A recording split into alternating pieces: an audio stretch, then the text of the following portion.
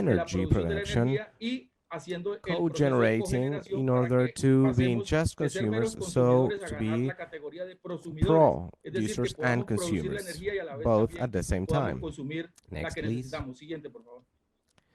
So Colombia in Entonces, particular Colombia en has an particular advantage, tiene una and it ventaja is that it y can es que become puede convertirse the en Saudi la Arabia Arabia Saudita de of las the energías renewable renovables energies, por cuanto because we tenemos have los two dos seas mares and we y have tenemos una riqueza wind eólica, wealth tenemos as también la well riqueza as fotovoltaica, geothermal, geotérmica, mareomotriz photosynthetic y a energy, and partir de all todo these esto se can podrá provoke configurar and una generate a gran matriz matrix que that can abastezca supply the la energy energía que se needed in requiere order to para poder develop desarrollar not no only solo to las necesidades fulfill the energéticas, sino needs in también energy, but lo que tiene que also ver in con order el to trasiego de agua, help los with sistemas de riego irrigation y poder systems impulsar lo que and tiene que ver promote con the la seguridad alimentaria y la security in producción de health, alimentos, porque Colombia tiene because Colombia has a special una condition, and condición it is especial that y es it que can puede become convertirse a en una grocery despensa for the rest of the alimentaria para el world. mundo. Sigamos, por favor. Let's continue, please. Sigamos. Entonces, In Colombia, en Colombia we need to necesitamos advance regarding avanzar mucho en los research temas de and investigación y en la acquisition of adquisición de technology tecnología para in order to poder develop desarrollar esto que what ya ha has tomado been unas already iniciativas desde diferentes started by procesos some sociales, social organizations, investigaciones y different types trabajos of que se han hecho research, desde and different comunidades que communities hoy who vienen are desarrollando developing formas different asociativas y cooperatives cooperativas through a the través de las ones cuales se which está produciendo they are energía y se están creating empezando a energy, hacer los generating primeros energy, and there are ejercicios these first exercises de of control social social control de la of the energía energy para so that we evitar do not go que from pasemos de la fossil energía fosilizada a la to energía limpia, clean pero energy, but also controlada y controlled centralizada by the big desde corporations. las grandes corporaciones Next, please. financieras. Sigamos, por favor. Compañero, we Sí, have ya, to, we have to la wrap almost up. done. I'm almost done. Perdona. The Por last favor. slide. El último Next, slide. please. Next. Siga, siga, por favor. Siga. Next. Siga, por favor. Aquí, ahí, So, anterior. Entonces, decimos que from desde the los point of view of the trabajadores workers, we tenemos que must conformar create a una gran big coalición coalition worldwide that internacional is que like sea a una especie de social, frente social, plural, plural y democrático democratic planetario front y que debe that asumir must una agenda be internacional integrated la cual debe estar integrada por with propósitos purposes of como defender la vida recognizing y la protección life del and the respeto a los derechos planet, humanos, with a liderar una democratization democratización que that impulse la transición generates agrominera-energética, democratization garantizar el in derecho de the expresión y el ejercicio de social la protesta protest social, que and garantice el the disfrute de los enjoyment of derechos the sociales y rights, económicos, fighting que luche against contra la the corrupción y el saqueo, que defienda la paz the global y los derechos control humanos and the planetarios y que finances garantice la and soberanía try to alimentaria, la fight lucha contra el hambre y hunger la and pobreza y poverty alcance el buen vivir so y el that we respeto a can los all planes de have vida a de nuestros pueblos. dine, Nuestros países requieren de manera dignified urgente una ley life, de and transición the y state las companies empresas must be estatales deben leaders liderar in esa this tarea. idea. We Hagamos must go posible la through an transición agrominero-energética agro-mineral y sabemos que con ejercicios como el que energetic estamos haciendo transition, el día and de we hoy, all working juntos together podemos can lograrlo. achieve Muchas it. gracias. Thank you very much. Bueno, thank you so much, and sorry for pressuring you. That's a whole amount of information and good insights. So thank you for your contribution and for telling us what is happening in Colombia. Brothers and sisters, I think we've come to the end of this fifth session. I think it was an extremely rich one. I know we're running out of time already, but before I leave the floor to the two comrades to wrap up, I just want to make sure we keep in mind some key points that I think emerged from this discussion today, and I think it's worth reminding them. What I believe it's really important keeping in mind is this concept of energy, which emerged from all of you, not as a commodity, not as a for-profit good, but as a public service, as a commons, and therefore its nature is not to be placed in a market, but it has to be in the hands of a public democratic energy system whereby people, workers, citizens, users have a say, and where it is not price, demand and offer which make the balance, but it is the need that matters. Let's not forget that 1.30 billion people today still don't have access to energy, and that energy poverty is a real pandemic all over the world on top of COVID. And second point, let's not remind what we heard at the beginning from Sean and also from the comrades who talked about the situation in Canada from Unifor. COVID is creating a terrible shock in the system, but it is a shock that, if on the one hand causes a major drop in the demand and is pushing a lot of companies into bankruptcy, it is also a crossroad for us to make sure that this very difficult transition does not go into a further consolidation of for-profit energy generators and operators, but it is used to push governments to buy back, renationalize energy systems, so that then a fair, just energy transition which works for the people and the planet becomes possible. I also heard in the contributions this really important point of building coalitions between workers, between progressive forces, between citizens, in order to reclaim together the right to energy and also the right to draft legislation, to decide, to influence where how energy must be generated, how it should be used and distributed. And I think that the issue of the critical mass, if we're all by ourselves, one each in our country, it's not going to work. This is why the Global Assembly today is so important. It is the beginning of a global movement, which of course already exists, but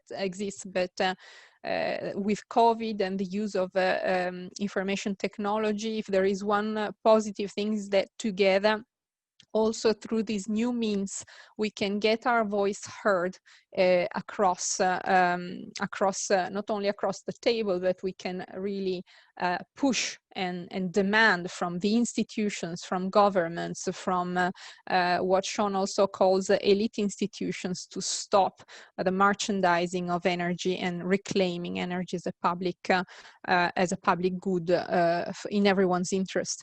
And then last point, it is time to fire those who are in office and treat energy as a commodity in international organizations, in elite institutions, in governments. It is time, through the vote, through protest, through union action, to rule them out and put right people who come from our movement to drive a different energy transition which works for the planet, for the people, for the workers.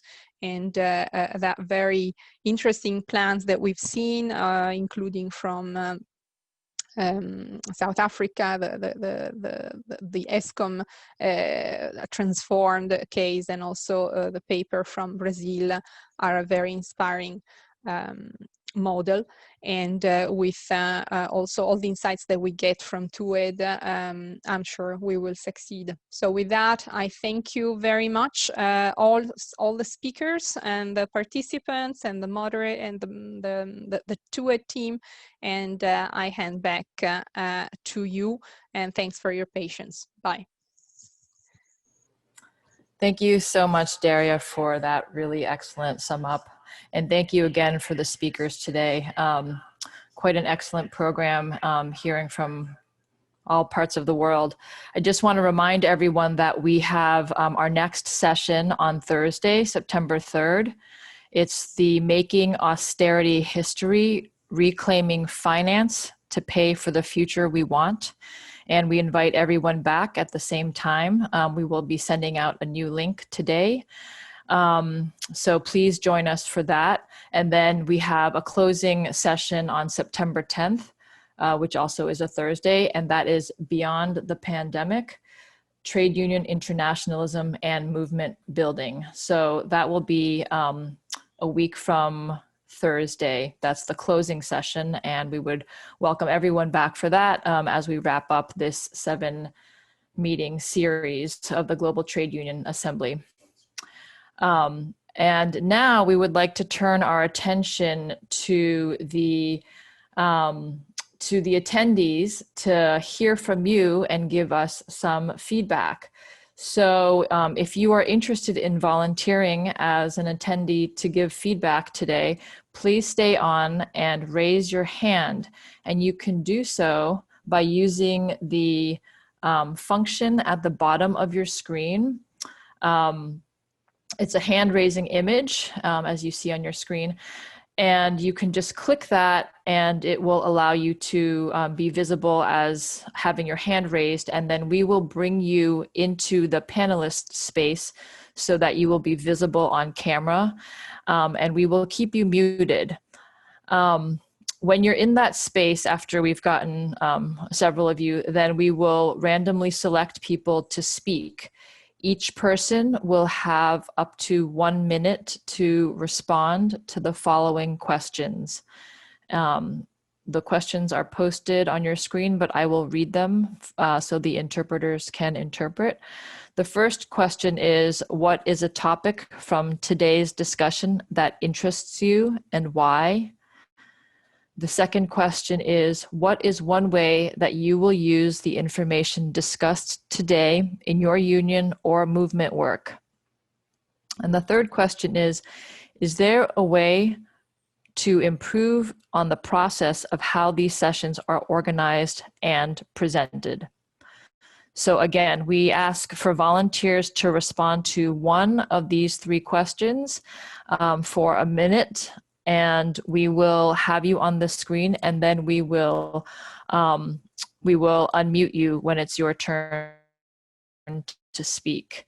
And finally, please know that we will record your feedback, and we may use this recording for future outreach materials. So if you choose to participate in giving feedback, you are agreeing to these conditions of having your recording potentially used for outreach materials later on. So this is only the second time we're doing it. So we're asking for everybody to please be patient, and thank you in advance. We will be bringing people into the panelist space now. And also, if you're a panelist, you can stay on, you'll just be not visible and you will be muted. When you come on, please say your name and affiliation and where you are connecting from. So the first person we'll hear from is Gerson.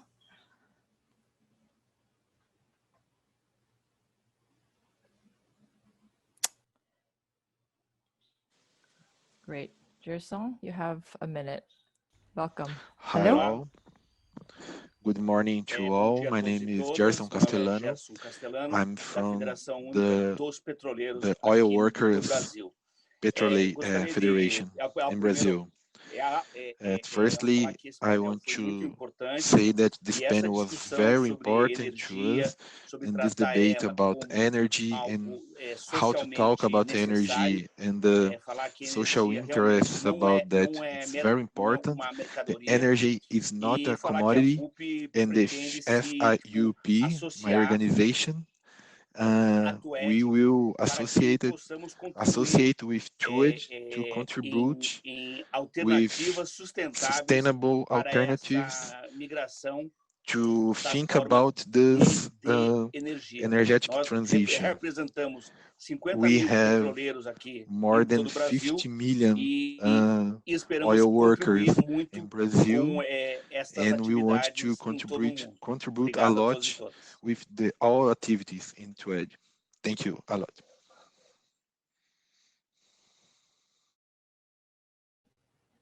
Thank you so much, Gerson. Gracias. Next, we will hear from Mansour. So Mansour, we're going to unmute you. If you could just tell us where you are connecting from and your affiliation. Thanks.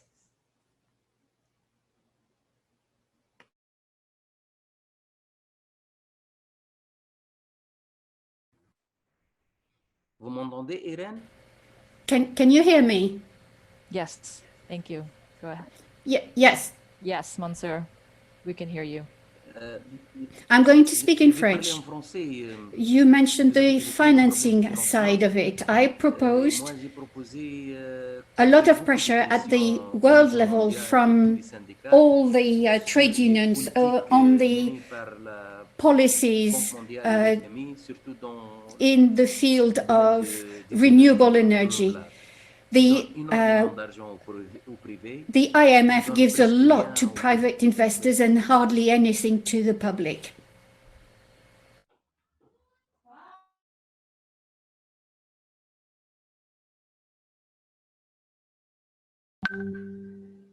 Merci, Mansour. Next, we will hear from Rosalba. If you could state your name and where you're connecting from, that would be great. Thank you.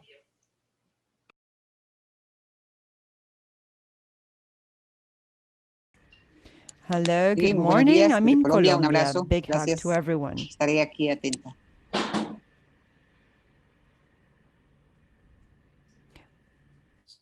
Great. Thank you. Keep going, Rosalba.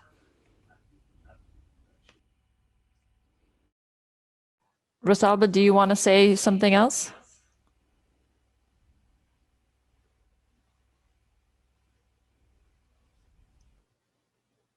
Rosalba, would you like to share some other feedback? Oh, there she is.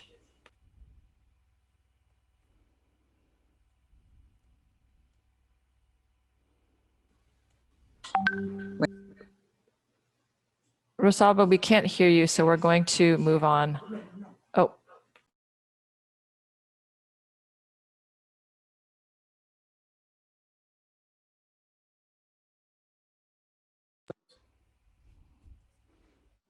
Okay, go ahead, Rosalba.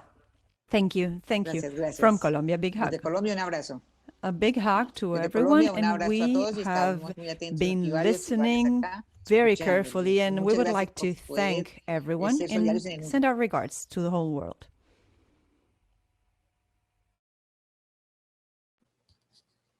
Thank you, Rosalba. We're going to hear from Matthew next. Oh, hello. Yeah, my name is Matthew. I'm in Scotland, UK. I work with the Just Transition Partnership. It's an alliance between trade unions and environmental organizations. I've just got a few points to thank TUED for its insights. I think we need to position all our struggles in a global perspective. And these insights into the struggles over public ownership are very, very helpful because we don't have public ownership of energy in Scotland, and we see the importance of it. But as I said in the chat, it's clear that public ownership is not on its own enough because there are a lot of utility companies who are not prioritizing renewables, who are continuing to invest in fossil fuels, which are already publicly owned. So my interest is in what alternative models can we find which will prioritize dealing with climate change as well as the needs for public ownership. And I thought the insights from the Tunisian comrade were really helpful, that the way the unions there in Tunisia were responding to the challenges of different forms of ownership, which do encourage participation from people and consumers. Similarly, the insights from South Africa were really helpful. And then, just one last thing which I took from it was, in the chat, there was a post from Australia, which was about the decommissioning of oil installations, which I'm learning from as well. So I found it really useful. Basically, I thought the possibilities of alliances between trade unions and campaigners on climate change were enhanced by what TUED's been showing us. Lastly, there was one question about, can we do this better? I think you did it really well, and I particularly like the way that you facilitated it. But as we move forward, if we can set up ways in which these parallel communications can happen, so if we identify some particular topics which we're interested in, and we can have maybe groups of people who can learn from each other, that would be really helpful. I recognize the challenges of translation, interpretation, but thanks again. I thought it was brilliant. Thank you so much, Matthew. Jun, you are next.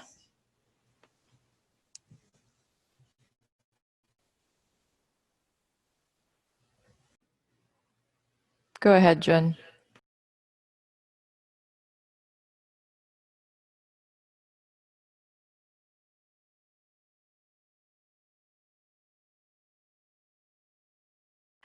Jin, we are trying to unmute you. Hold on a second.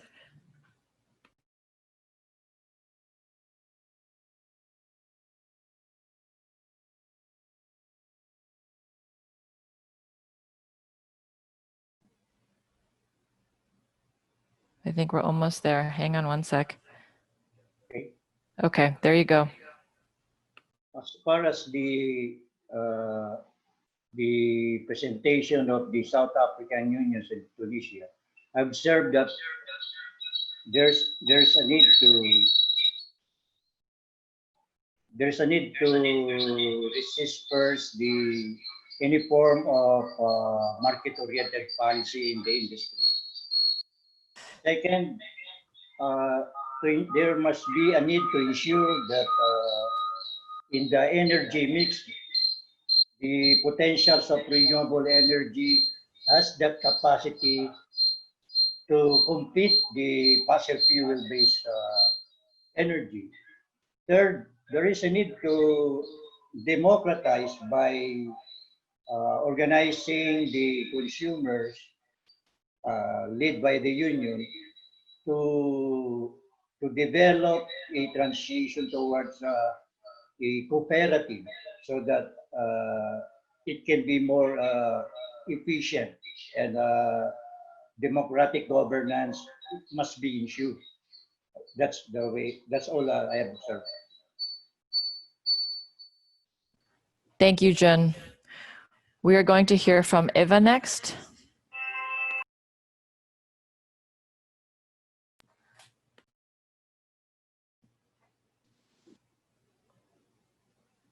Go ahead, Hello. Eva. Hello, Eva Bermudez here from Connecticut. I'm with CSEA, SEIU, Service Employees International Union. We are a national organization of labor, different locals that come together to represent workers. I think that the content is just so powerful and so necessary to hear that it just was a little unfortunate that the segments were so short. So that's my first comment. But what I do expect in the conversation when it comes to the content itself, it was very powerful, very necessary to hear. I do want to share that from the perspective of someone in a country, the United States, that doesn't privatize, that too often everything, or that doesn't make services public and everything is privatized. Too often, those barriers and examples that other countries showed of how currently the energy system works just seems unsurmountable. So I would like a reality where, or a situation in these conversations where we can break through those barriers and possibly find the ability to do some of the efforts that other laborers and other organizations have been able to do in their countries, but in a local, more regionalized level. Because if we depend on the national government, if we depend on these changes to come from the Trump administration, specifically here in the United States, it's never going to happen.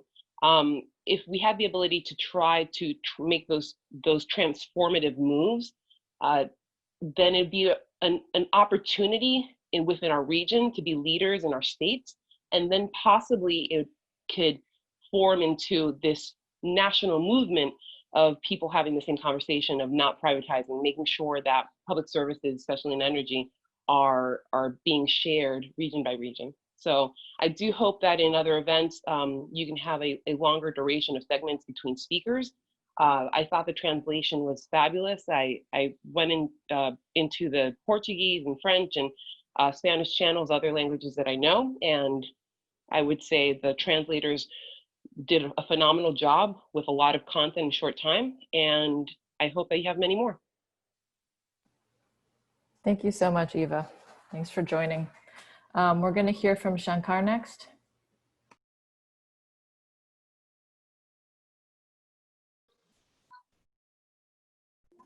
I am Shankar from Nepal. Yeah, namaste to all.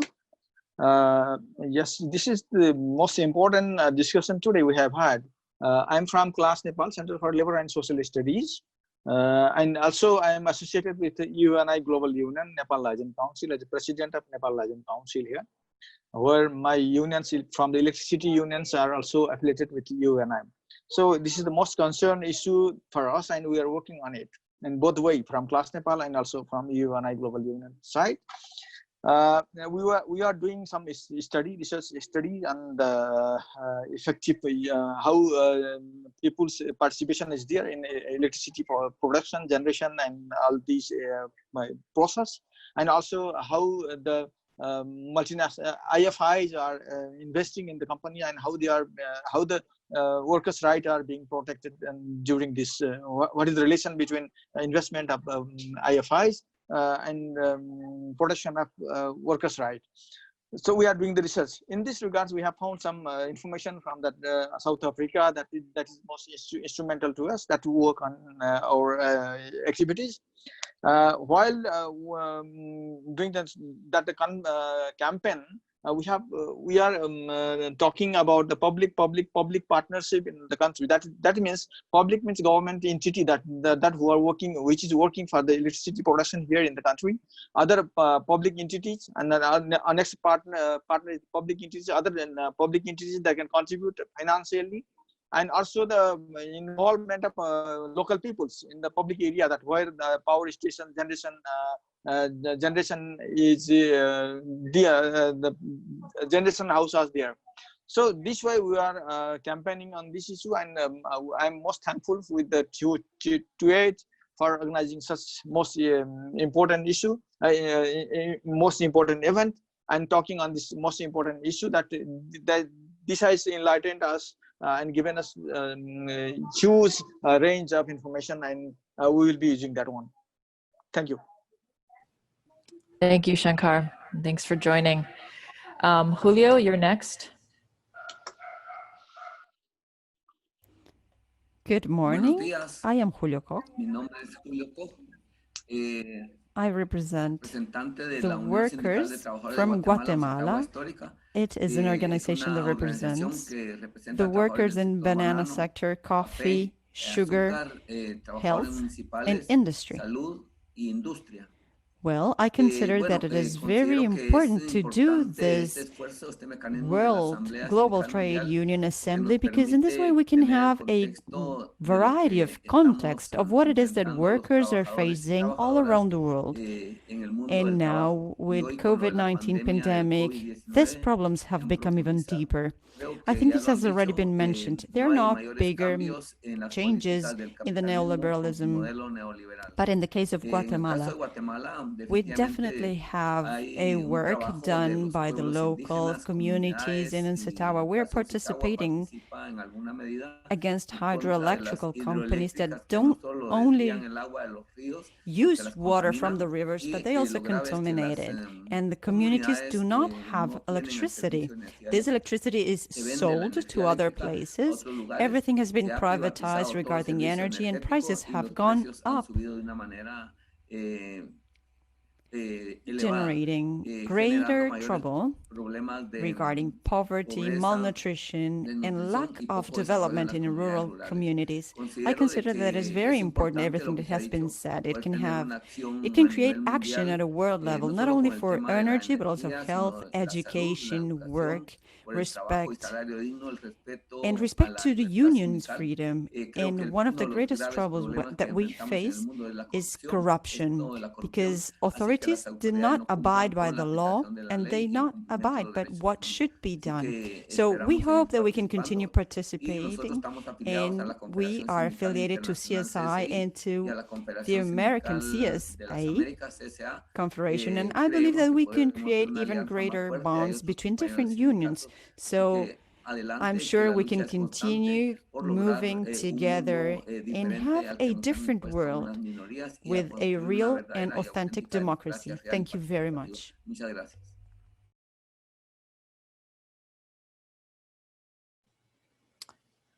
Excellent. Thank you, Julio. I appreciate that. I think that we are at the end of our time, and we have no more hands raised. So we are going to wrap up this session. Thank you to all of the attendees who volunteered to stay and give some feedback. We appreciate all of your comments and your attendance in this event. And we're very pleased to have all of you here today for this wonderful program on energy democracy. And we look forward to seeing you on Thursday. So please come back, and you'll receive a link if you are registered. If you haven't registered, please go to the website. We are excited to move this work forward, and we look forward to seeing you soon. Take care, everyone, and see you Thursday.